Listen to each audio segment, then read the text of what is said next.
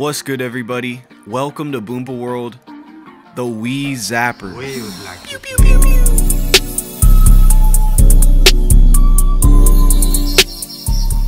The Wii Zapper is the third gun peripheral Nintendo dropped. They actually sold over 3 million of this plastic doohickey.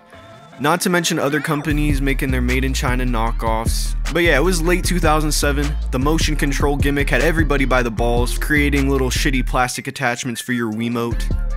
But yeah, the Zapper was official. Welcome to the world, the Wii Zapper.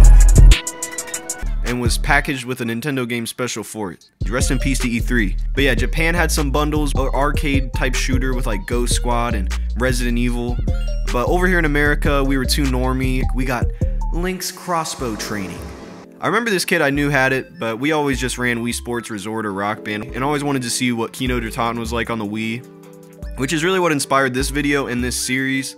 So definitely leave recommendations in the comments, and let's start with the pack-in game, Link's Crossbow training. While The Legend of Zelda Twilight Princess was under development, a dev walked up to Mario creator and Nintendo main character Shigeru Miyamoto, holding a prototype of the Zapper made out of rubber bands and wire. Some prototypes even had vibration when you hit a target and kickback, but they eventually removed it for the simplicity of not requiring batteries. There's a great Iwata asks about its conception, and the whole interview has just got me ready to give this hunk a chance. No real intro or cool title screen, not even a splash, just a tech demo we feel as that's what this really was, a proof of concept to get developers and people at home to actually buy into the experience. Marketing the game. For now, we're just going to run through the score attack single player mode and then check out some multiplayer at the end. Your save file can be any of your Miis regardless. We are playing as Link though. I thought old Boomsy was going to run through Gyarados Valley for a second, but nah, it's just the profile pic. Each level consists of 3 stages. They're using Twilight Princess assets and story locations and even bosses. And basically just going through like an alternate version of the game, but we first go through Link's hometown and shoot little targets with our semi-auto crossbow from first person. Boom. Basic carnival energy. Your combo multiplies your score though, so don't miss a shot. Stage 2, we get to do some 360s. Whenever you kill these big green guys, the crossbow goes full auto. Machine gun mode, which was probably the best part of this game if we're being real.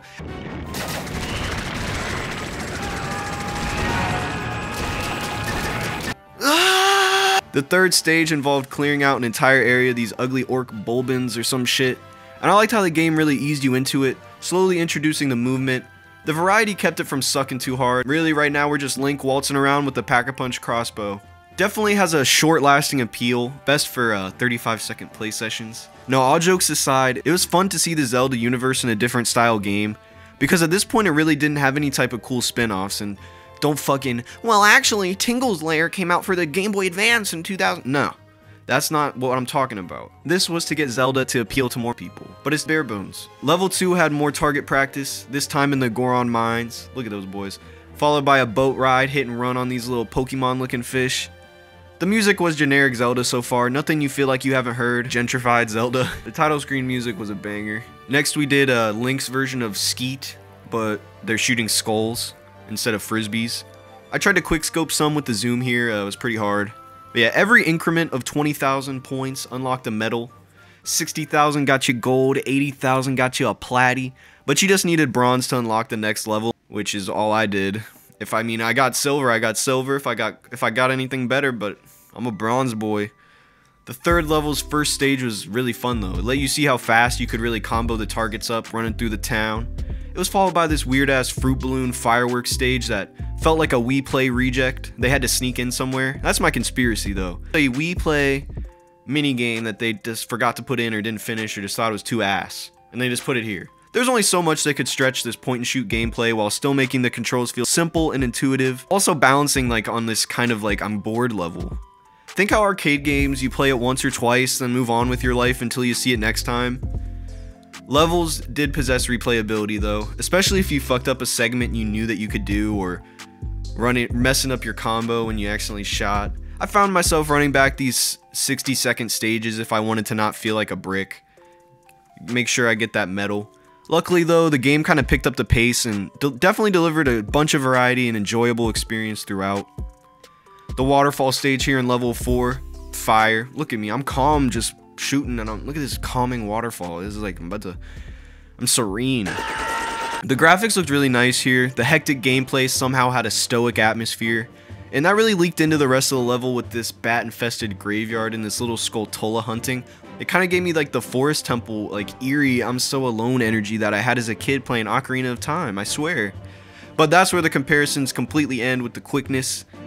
But yeah, the use of color was really impressive in this level, and throughout all the stages. I'm sure it was just colors from Twilight Princess, but it was just a breathtaking game to look at, and I was really just absorbing the environment.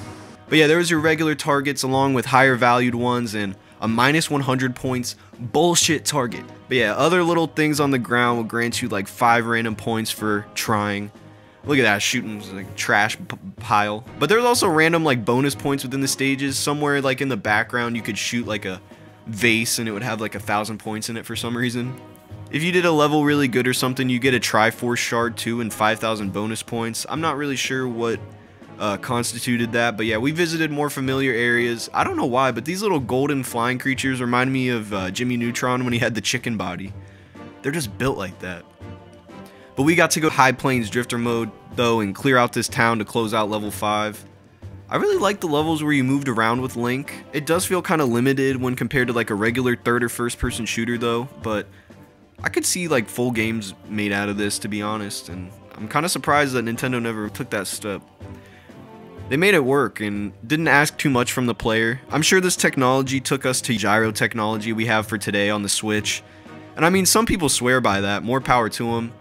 I definitely prefer a regular controller after playing zombies with the Wii Zapper or using the gyroscope on Splatoon. But I mean, people say that the Wii U prototype was made off a Zapper, so this technology has actually benefited Nintendo a lot. There's also a level of immersion you get. It's like, would you rather play Buck Hunter with the controller or a fake gun? Like, yeah, I'll probably more easily snipe the deer with like 2 control sticks, but it's kind of fun to have like a fake little orange sniper. I took a break and tried out the multiplayer with my good friend Link, and I'm highly disappointed you can't dual wield zappers and you guys don't play at the same time. No akimbo crossbows. You just have to pass the gun back and forth and take turns on the same level. Very lame. I don't really know what I was expecting. I wish we could crossbow 1v1 to the death in the Temple of Time Gulag. The second half of the score attack mode, level 6, starts off with Link returning to his hometown to even more targets, which is his #1 enemy within this game. We also got to vibe out on the Smash Bros stage, the Bridge of Eldin or whatever that used to piss me off in 7th grade on the Wii. It was like a flat stage and this dude was like a stage hazard and would interrupt the match and kind of make it about him, which was just selfish. It's not even a player, not even a CPU player, it's just a fucking hazard guy. Although they obviously could have done more, escaping on horseback here was just another notch in the variety belt. Gave you a good taste of this iteration of Hyrule for real. I don't even feel the need to play Twilight Princess. But honestly, this is basically a Twilight Princess advertisement though. You don't really get to do much exploring or anything, or even looking, because the time limit is always on your ass. It makes me feel like the way I want to explore is just to actually play Twilight Princess instead of shooting in an arcade version of it. Although I'm not one of the Gen Xers out here enjoying fighting for high scores, that doesn't bring me joy. I did enjoy the attention to detail and ended up revisiting a lot of stages, so I at least felt like I got my money's worth. $2 by itself or like bundled with like a $10 piece of plastic. But yeah, from towns to underground to different biomes, Gyarados Valley to the chilly snowy hilltops. This was a true gauntlet of crossbow training. I gotta commend Link. He's gonna need a cigarette after this, I'll tell you. When I was shooting these Aralfos, aka Green Dragon guys, out of the air, I realized I could charge up the arrow and increase the blast radius. Basically an explosive tip, which is useful in quite a few spots, especially in taking these freaks down in one shot instead of having to shoot them like 12 times. But yeah, the Temple of Time got cleared out faster than church on a nice morning. People want to go to Bob Evans and shit.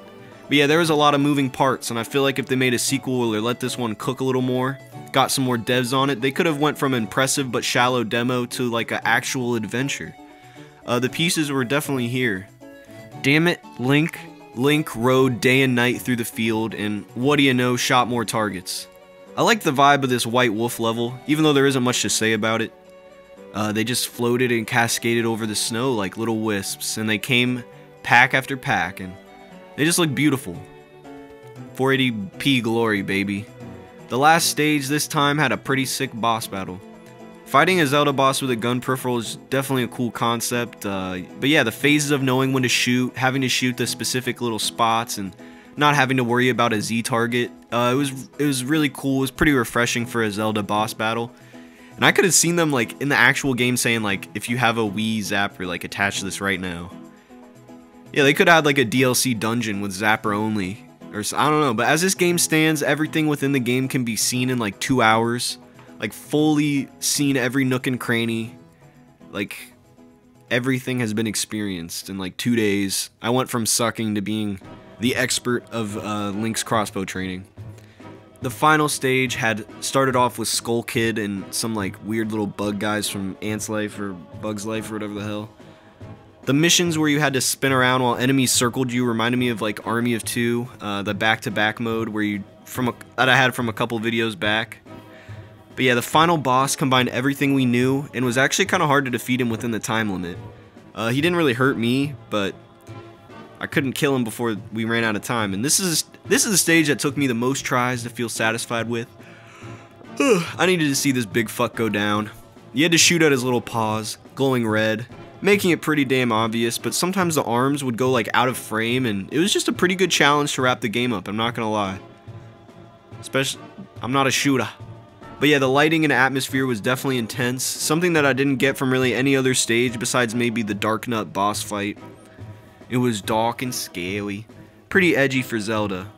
This big weenie eventually fell to the ground limbless, and damn, Link needed another cigarette after that one. Just damn. No jingle, no credits, no song and dance, no thanks for playing, for finishing the last stage. You just finished the game. Overall, Link's crossbow training isn't going to top a list or appear on a classic collection. It's not the top 12 Wii games, but it was a role player, it was a marketing device. It was a pack-in game with limited time, limited playtime, but pretty big imagination. It would get people to buy in the experience, and if you're a Zelda fan, the game is worth checking out. Seeing the Gorons, certain temples, all kinds of assets used in an arcade-style shooting game was a gimmick that didn't get old. The charming world of Twilight Princess is here, and still has that attention to detail. Landmarks in the game are present. The soundtrack is a little watered down, but here, it's a good game to check out once or twice, or show your friends who are Zelda fiends. But if you pull this out, it will probably get old kind of fast. You'll need to bring out like this and Mario Party or something. Like you're gonna need more. Not to say that it's bad, it's just a shallow framework that people will quickly prefer to do something else. Twiddle their thumbs, watch a conspiracy video, maybe build a compound. But yeah, this game isn't some top tier experience, but I can say it was pretty fun. It was worth playing. Short and to the point, didn't overstay its welcome, taking you on a quick tour around Hyrule. Honestly, an advertisement for Twilight Princess and the Wii Zapper's possibilities. And you leave on top of the world with a dead skeleton dragon having a big ass hole in his head. If you have a Wii Zapper, this is one of the games that definitely adds to its legacy. And if you have a Wii Zapper, 99% chance you got this one too. The experience in itself was not worth the peripheral, but there's a whole world out there for the Wii Zapper, one that we get to experience. You lucky ducks, we're so fucking blessed. But yeah, tune in next time and let me know what Zapper game to take a look at. Until then though, I'm gonna be on my own. Might be looking at some 360, GameCube, anything early to late 2000s. Let's buckle our asses up. Subscribe for more Boompa World, and thanks for making it to the end. Like the video if you actually made it this far. It was prob fire, right? You probably enjoyed it. Bet. Appreciate you and peace, and I'll see you guys next time.